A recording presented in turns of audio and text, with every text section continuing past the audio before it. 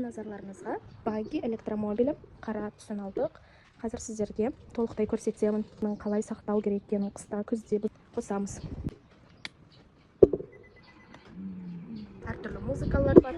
Және де өзіңіз USB мен Bluetooth арқылы қалаған әуеніңізді қоя аласыз. Мінекей, мына жерде сигналдар.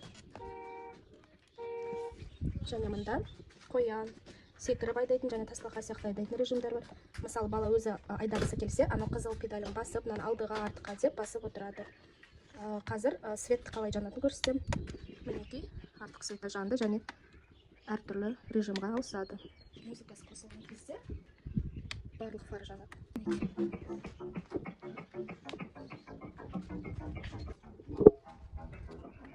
Қауіпсіздік белбеуі бар іште. Орындығы эко-кожадан. Жастары тете балаларыңыз болса, осында екі орындығы жақсы. Біз бұл машинаны 24-ші жылы алдық, және де 2-ші жыл пайдаланып жатырмыз.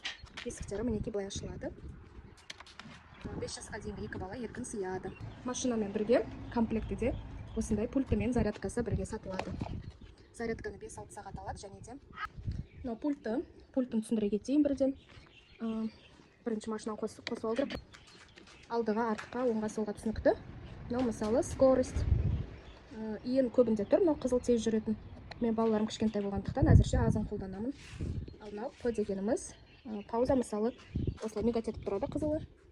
Бала айда кетпеу үшін басып қоясыз. Бәрі түсінікті. Бұл батарейкамен істейді. Ұзаққа жетеді. Мінекей көрермендер, зарядкаға былай қосамыз. Және де мына жерде қызыл түс жанады, ал зарядкасы толғаннан кейін жасыл түс жанады. 5-6 сағат тұрған жақсы.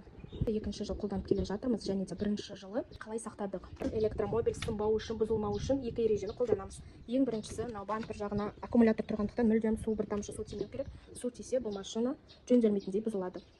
Екінші ереже, мысалы, сіз балаңызды отырғыздыңыз, бірақ ол рульді басқаша бұрап жатса, ал сіз пульттан басқаша басып жатсаңыз, машина сынады. Ал балаңыз айдағанда мүлдем сіз пультты баспау керексіз дегендей.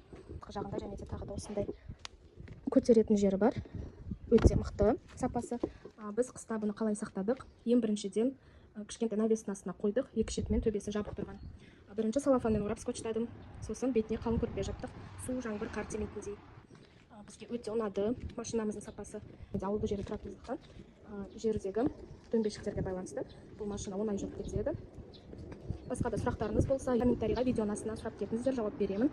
Бұл машинаның артықшылықтарына келсек, сіз паркке барғанда балаңыз сұрамайды, қайта-қайта прокатқа осындай машинаға отырамын, өзіңіз машиналарыңыз болады. Бір рет аласыз да 3-4 жыл пайдаланасыз. Мен балаларым 1 жасқа және 3 жасқа толғанда алдым, әлі 5-6 жасқа дейін сыяды. Ал кемшіліктеріне тоқталсақ, бұл өте үлкен болғандықтан көп орын алады. Егер де сізде жер үй болмаса, бұндай машина сізге келмейді, мысалы, квартирада тұрсаңыздар себебінде бұл өте ауыр, бір орындықты электромобильмен салыстырғанда. Балаларыңызды қуанту үшін осындай багги алуға кеңес беремін.